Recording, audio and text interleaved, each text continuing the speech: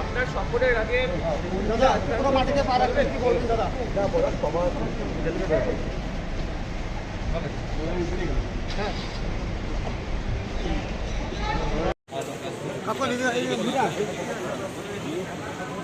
আরে ভাই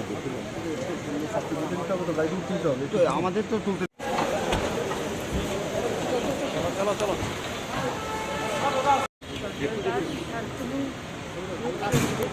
চলো